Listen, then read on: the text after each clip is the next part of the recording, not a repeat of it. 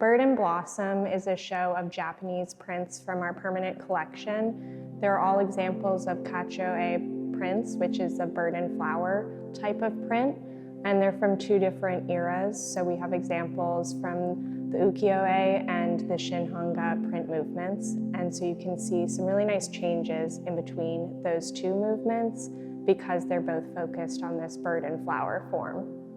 My name is Eleanor Pschirrer-West. I'm assistant curator here at MMoCA. In woodblock prints, a carver cuts away parts of the block that they don't want printed on the paper, sort of like making a stamp.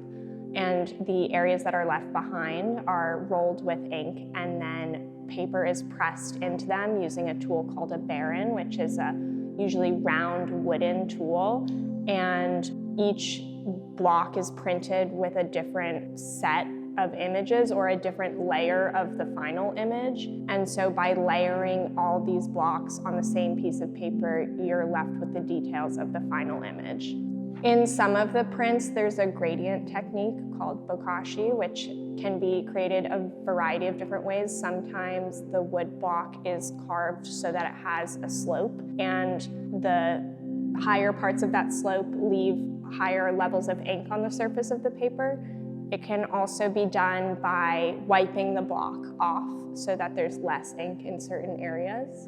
There are also some other techniques as well.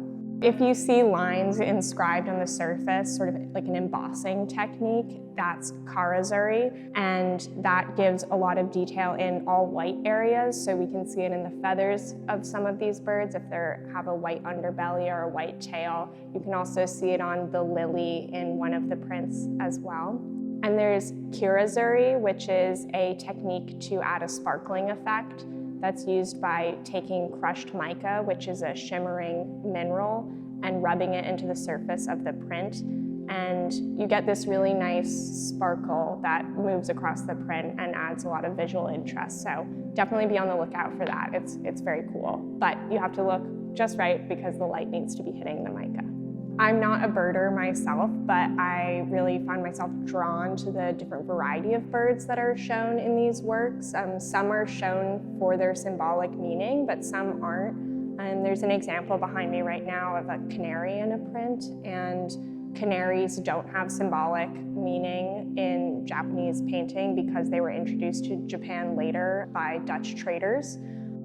In this show, there are a few artists represented, but we have the greatest concentration of works are by Utagawa Hiroshige, whose works are behind me now, and then Ohara Koson, whose works are a bit later than Hiroshige. And I think Koson is a really interesting artist to think about. His life lines up with the really large changes that were taking place in Japanese society during the Meiji Restoration.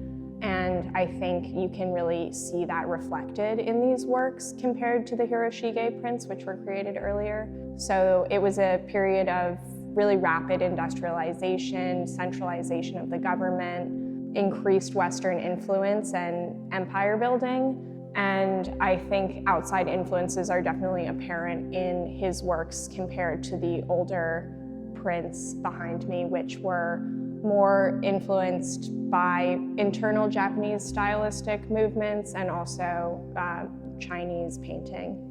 Nature in these prints is really pared down to essential relationships. So you have a plant and a bird, or a plant and an insect, and you get to see this interaction between the two where nothing much else is going on in the background. And I think that kind of looking is something that maybe shifts from our way that we experience nature outside, but I think there's something really poetic about it, and it prompts really careful looking at the forms that are represented in the prints. So looking closely at the plants, looking closely at the forms of the flower, the forms of the bird, how their feathers are depicted, the colors that are used.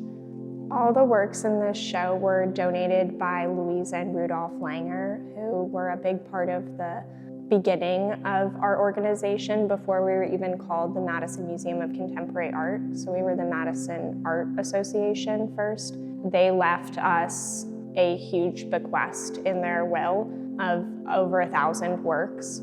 and they were very big collectors of Japanese prints.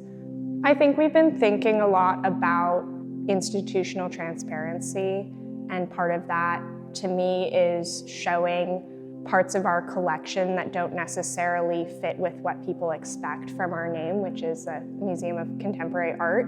These are not, by anyone's typical definition, contemporary works, but they are part of this first gift to MMoCA that has shaped how we've collected works ever since then. And I think it's important to show them no matter what, because they are a part of our collection. And they're very fine examples of this style.